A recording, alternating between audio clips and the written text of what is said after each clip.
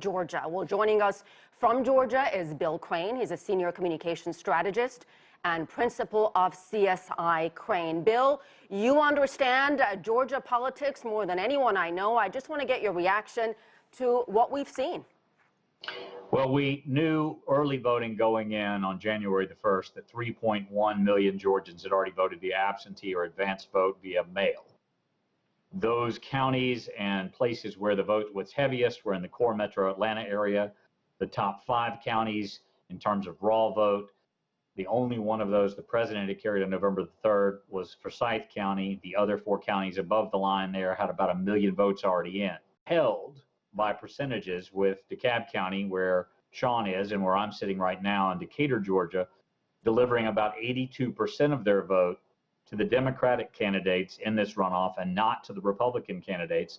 Slightly lower, but still high percentages in Fulton County, where the city of Atlanta is located, Cobb and Gwinnett County, which are 2 counties that have also recently had demographic shifts to minority-majority in terms of census data and the population.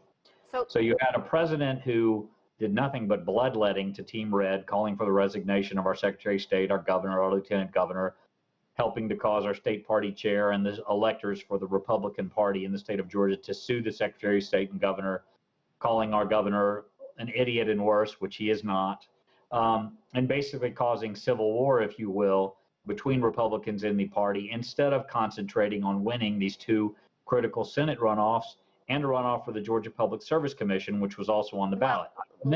Sorry. Go ahead. I'm sorry, Bill. Let me just interrupt you. We don't have that much time. I got to ask you about the role of Stacey Abrams. So many people are crediting her to what we saw in the November presidential election, with Georgia going blue for the first time since 1992.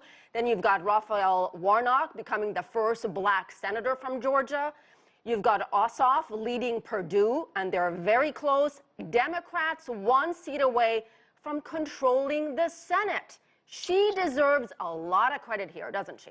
Stacey Abrams, Fair Fight Georgia, the organization she created in the Georgia Vote Project, another creation of Stacey Abrams, all 3 have done a masterful job of voter identification, registration, canvassing, and turnout.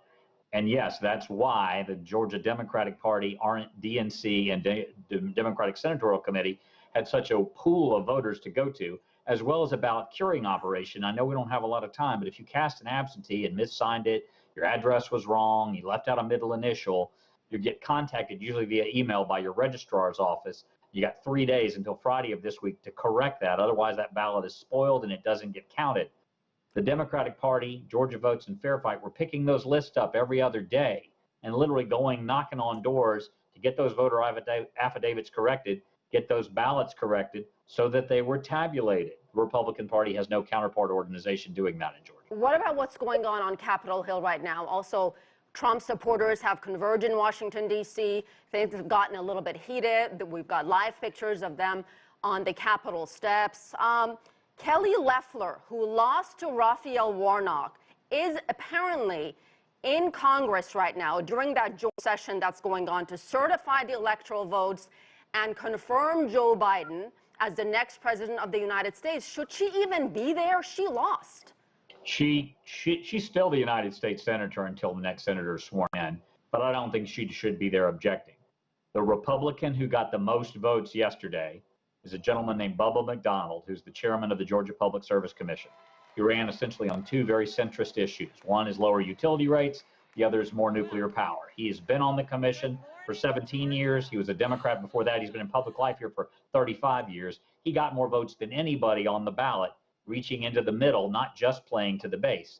Gluing yourself to the president of the United States of America was not a smart tactical choice for Senator Loeffler nor Senator Perdue. And do you foresee President Trump conceding? I mean, we've got, what, 2 weeks before Inauguration Day for Joe Biden? President Trump, in my opinion, will not concede, and he will not probably be present for the inauguration, but neither of those things are critical or even necessary for the peaceful transition of power. All right. Bill Crane in Georgia, thank you so much. Take care.